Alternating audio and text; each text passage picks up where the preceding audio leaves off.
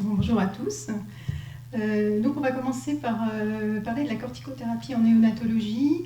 Donc de la place de cette corticothérapie, à la fois on va aborder rapidement l'anténatal et surtout le postnatal. Et donc ces indications qui sont essentiellement donc, des indications chez le nouveau-né prématuré.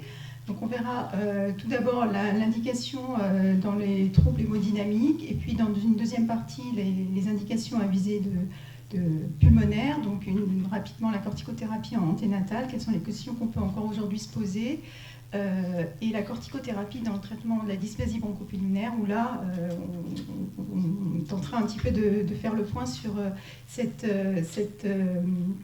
thérapeutique qui est encore un sujet très passionnel aujourd'hui en néonatologie, et puis on essaiera de voir quelles sont les pratiques consensuelles qui peuvent, si tant est qu'on y arrive, se dégager aujourd'hui à la lumière des derniers éléments de la littérature.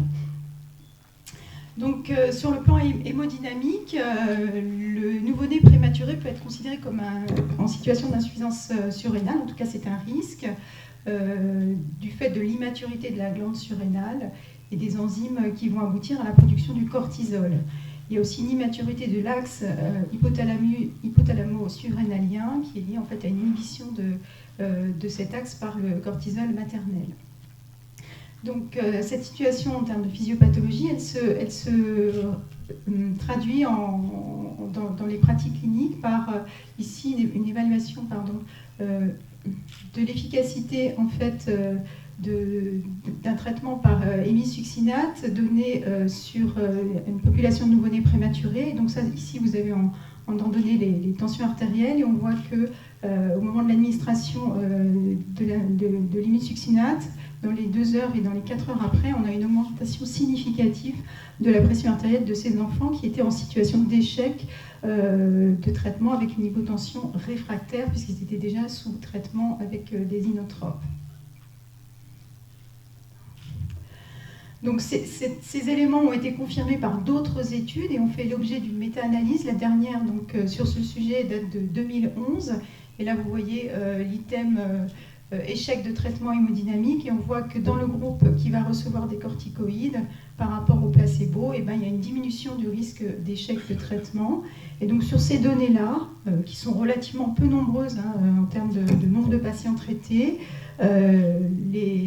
la Cochrane a établi qu'il n'y avait pas d'indication en première intention de l'hémisuccinate d'hydrocortisone, mais par contre, il y a une efficacité prouvée d'un traitement par hydrocortisone ou dexaméthasone chez l'enfant en situation d'hypotension réfractaire, donc ça veut dire déjà traité par inotrope.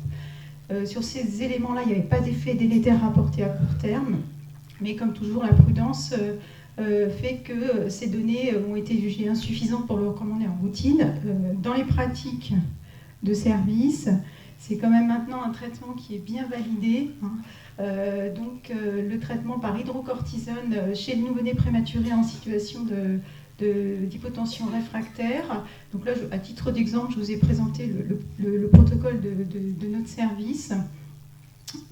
Où la posologie qu'on utilise, c'est des doses substitutives physiologiques d'hémisuccinate. On est à 1 mg kg, donné toutes les 4 à 6 heures en IVD à la phase aiguë.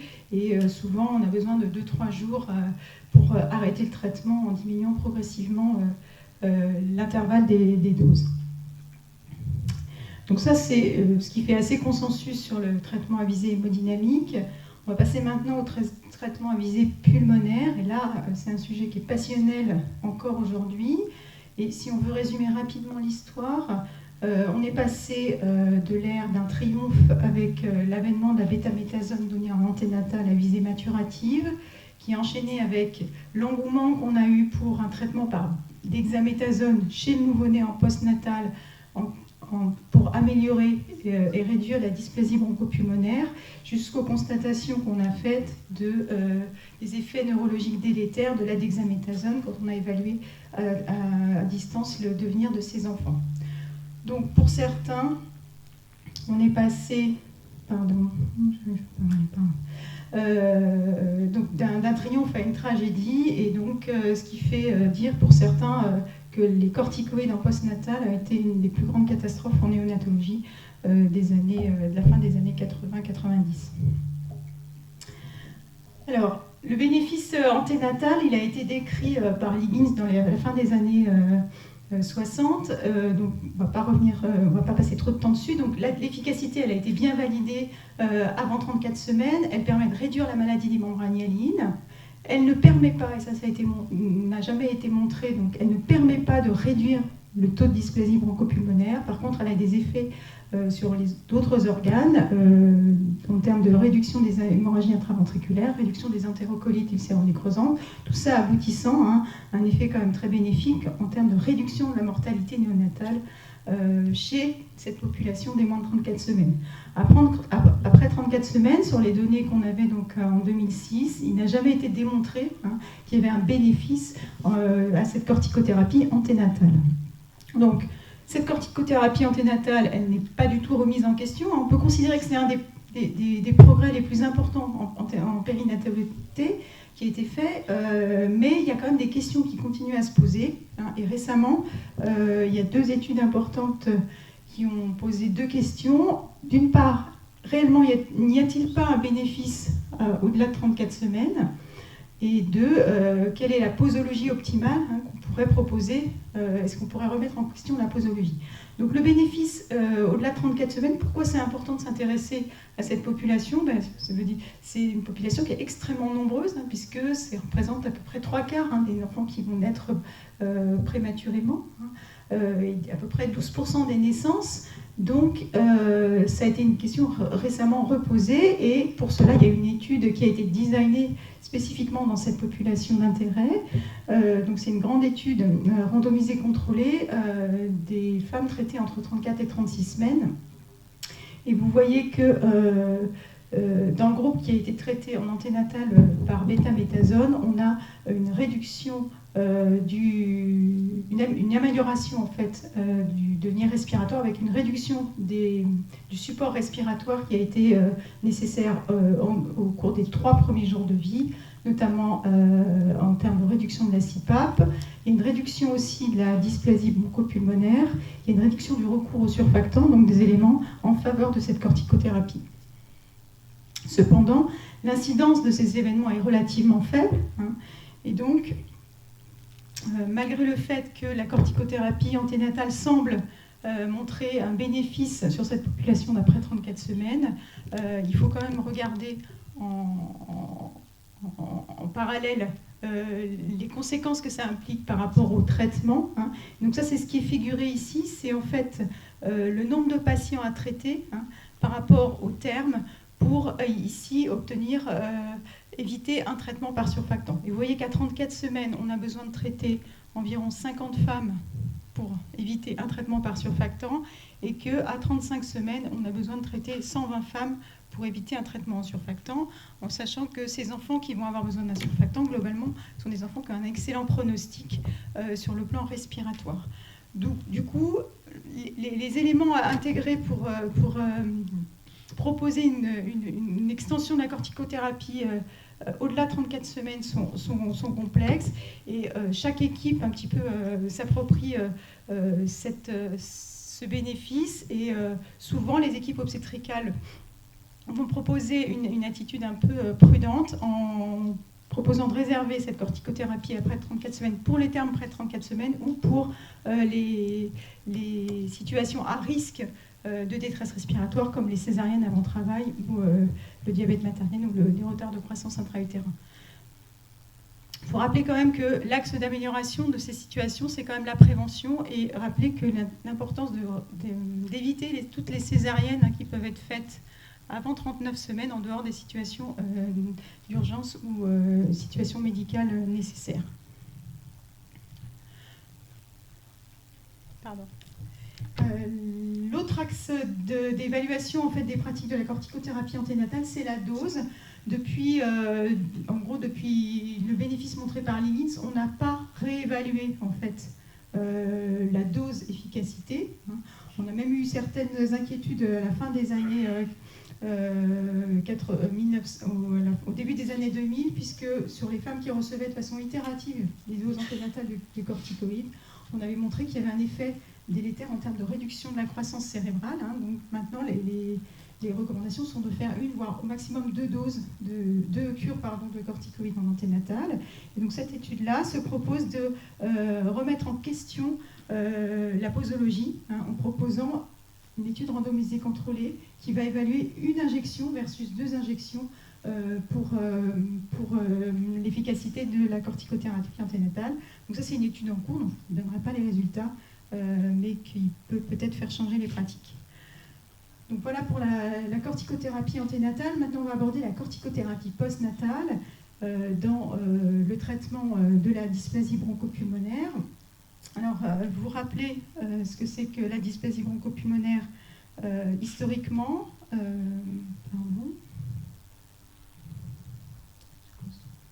Donc la première description était fin des années 70, et donc ça concernait des enfants relativement matures, avec une prise en charge qui était extrêmement agressive de ventilation à haute pression, d'oxygénothérapie, et une maladie grave qui évoluait d'un seul tenant, avec des radios très, très remaniées, comme vous pouvez voir là, et des enfants qui étaient souvent dépendants d'une ventilation invasive avec une oxygénothérapie prolongée très, très longtemps. Sur le plan physiopathologie, cette dysplasie bronchopulmonaire correspond en fait à une évolution vers une maladie chronique d'une maladie des membranes hyalines à la naissance sur un poumon immature, et donc secondaire à des agressions multiples. Là, on a en anténatal les infections, et en postnatal, on a divers phénomènes d'agression que sont les infections postnatales, la ventilation mécanique, l'oxygénothérapie et d'autres éléments qu'on connaît de persistance du canal, de déficit nutritionnel. Tous ces éléments, donc le facteur actif sur cette membrane alvéolo-capillaire, ça va être une inflammation. Et donc, naturellement, la cible thérapeutique, ça va être d'essayer de limiter cette inflammation. Et donc, pour ça, les corticoïdes sont éventuellement effectivement une molécule de choix pour réduire cette inflammation à l'origine de la dysplasie bronchopulmonaire. Donc ces constatations, à la fin des années 90, ont conduit à commencer à évaluer le bénéfice d'une corticothérapie postnatale avec différentes modalités de traitement, des traitements précoces, des traitements plus débutés, plus tardifs, avec des schémas donc, plus ou moins prolongés, qui ont montré rapidement un bénéfice en termes de diminution des besoins d'oxygène, de réduction de la ventilation mécanique. Il y a même ce qu'on appelle le fameux protocole Cummings, qui en 89 avait évalué une corticothérapie très prolongée de 42 jours sur des enfants prématurés, et qui avait montré une amélioration de leur devenir respiratoire. Et à partir de cette date-là, on peut dire qu'il y a eu une extension très rapide des pratiques de traitement des enfants en réanimation néonatale par des corticoïdes. Alors pour certains, ce protocole Cummings a été le protocole Cummings originel, c'est-à-dire ça a été un petit peu le facteur déclenchant de cette pratique très répandue. Ça jusqu'aux années, on va dire 2002, où coup de tonnerre, il y a cette méta-analyse qui paraît à l'idée en 2002, qui certes a repris toutes les études avec différents schémas de corticothérapie postnatale, qui a donc confirmé le bénéfice en termes d'amélioration du pronostic respiratoire sur la dysplasie à 36 semaines ou le critère combiné décès et dysplasie, mais qui a révélé en fait, mis au grand jour, les effets maléfiques neurologiques avec pour tous les schémas thérapeutiques, en fait, une augmentation de l'infirmité motrice cérébrale qui correspond pour les Américains à la paralysie cérébrale, des conséquences motrices et associées éventuellement à cognitives, et donc montrer pour la première fois une aggravation de l'évolution respiratoire neurologique chez les enfants traités par corticoïdes, avec également une atteinte d'augmentation de la rétinopathie sévère. Donc, à partir de cette date 2002, les sociétés savantes ont émis un message de ne pas recommander, on va dire de déconseiller la corticothérapie systémique pour la prévention ou le traitement de la dysplasie. Et on voit dans les analyses de pratique, effectivement, ici, c'est la fin des années 90, avec un taux de traitement qui avoisinait les 30% dans les unités de réanimation. On voit qu'il va diminuer à moins de 20%, mais on voit que c'est une pratique encore largement répandue. Alors, quels sont les effets neurologiques, par quel mécanisme, en fait, agit les corticoïdes et surtout la dexaméthasone à l'époque, puisque c'était celle qui était utilisée dans les traitements postnataux. Ce qui a été démontré, c'était une réduction de la croissance cérébrale avec des lésions de la substance blanche, et c'est des études d'imagerie qui ont bien évalué cet effet délétère. Il y a bien sûr une évaluation avec une augmentation des infirmités motrices cérébrales, avec dans les hypothèses le rôle éventuel des sulfites comme neurotoxiques directs. C'était une piste qui a été bien discutée, qui maintenant n'a plus beaucoup d'intérêt. Et puis également confirmation du risque d'augmentation de la rétinopathie du prématuré. Alors, à côté de ça, il y a d'autres éléments importants qu'il faut signaler en association avec les traitements par corticoïdes. C'est les effets relativement à court terme qui avaient été décrits. C'est les effets métaboliques avec des hyperglycémies, des enfants qui sont intolérants, une intolérance glucidique rapidement après la mise sous corticoïdes. Des effets au niveau cardiologique avec des hypertensions artérielles, cardiomyopathie hypertrophique, qui en général régressent à l'arrêt du traitement, mais qui peuvent avoir des conséquences hémodynamiques, des conséquences digestives avec perforation digestive et une augmentation des entérocolites, un effet global sur la croissance, taille, poids, un effet sur la déminéralisation osseuse avec, pour les enfants avec des cures très longues, un risque de fracture, et puis un risque d'insuffisance surrénalienne aussi à vie pour certains enfants qui avaient été traités de façon très prolongée.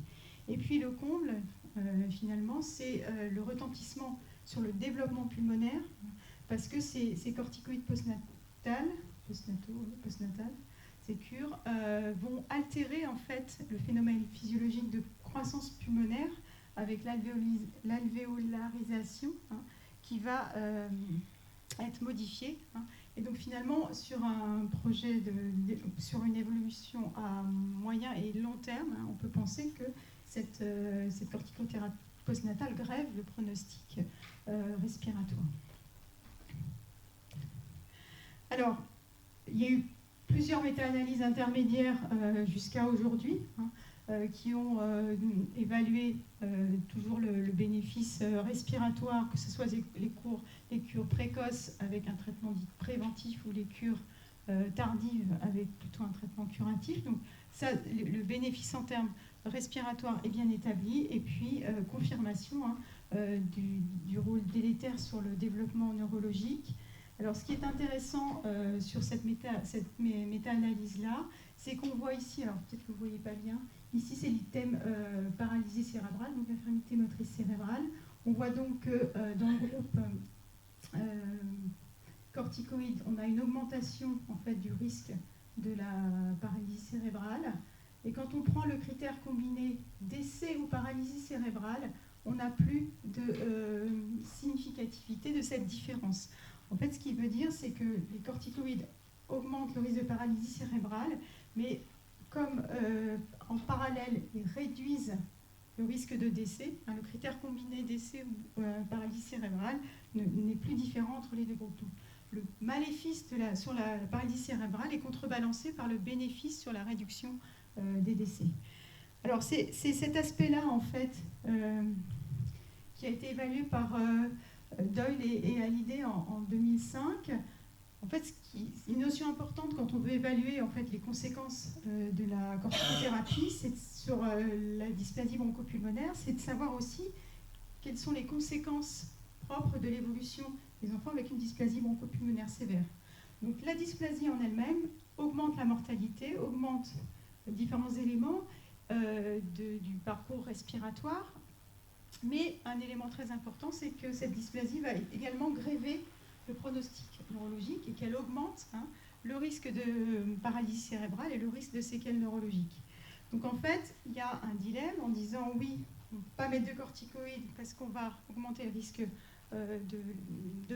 d'altération du devenir neurologique, mais en même temps, la dysplasie qu'on pourrait améliorer par les corticoïdes, elle va aussi, pour son propre compte, augmenter le risque de mauvaise évolution neurologique.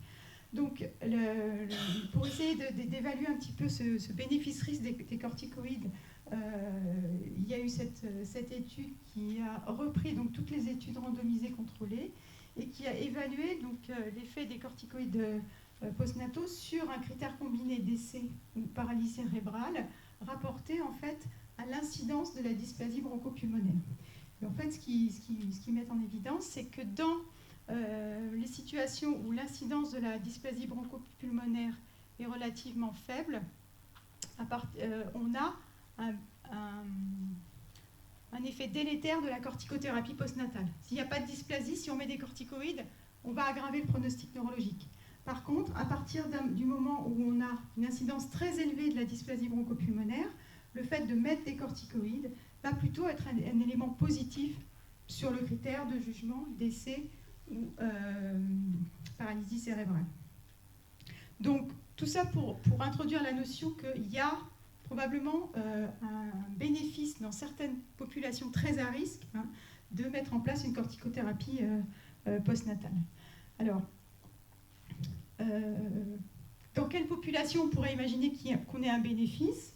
Il faut revenir à la présentation actuelle de la dysplasie bronchopulmonaire. Le paysage de la dysplasie a changé avec l'amélioration de nos pratiques, le surfactant, les stratégies de ventilation non invasive, les soins de développement. Tout ça font qu'on n'a plus le tableau initial, mais on a plutôt une maladie qui va être moins sévère, mais avec une évolution plus progressive, et surtout qui va toucher une population très différente, puisque maintenant, si on regarde l'épidémiologie actuelle de la dysplasie, vous voyez que sur les moins de 1500 grammes, il y a 1,5% des prématurés. Par contre, sur les moins de 750 grammes, ce qui correspond aux moins de 26 semaines, on a une incidence très très élevée de cette dysplasie bronchopulmonaire. Donc probablement que c'est cette population-là qui va pouvoir bénéficier éventuellement d'une corticothérapie. L'autre axe d'amélioration, c'est d'essayer de proposer des schémas thérapeutiques moins agressifs, avec moins de retentissement sur les différents effets délétères qu'on a vus, avec d'autres molécules. Et donc, la molécule qui a été la plus étudiée récemment, c'est l'hydrocortisone. Et l'hydrocortisone, pourquoi? Et bien là, si on regarde cette étude qui a été faite il y a un petit peu longtemps, en 2000, on voit que c'est l'évolution des enfants selon leur statut de dysplasie. On voit que là, les enfants qui n'avaient pas de dysplasie ont des taux de cortisol plus élevés que les enfants qui avaient une dysplasie à 5-7 jours. Donc, on a probablement un terrain à risque des enfants qui vont développer une dysplasie parce qu'ils ont un taux insuffisant de corticoïdes précocement. Donc, il y a un essai qui a été fait très récemment, l'essai Premiloc, un essai multicentrique français qui a évalué le bénéfice de l'hydrocortisone précocement versus placebo dans une population très immature, qui a montré qu'il y avait une amélioration de la survie sans dysplasie, qu'il y avait une réduction de la dysplasie et qui, très important, a regardé à 2 ans et a montré qu'il n'y avait pas d'effet neurologique délétère.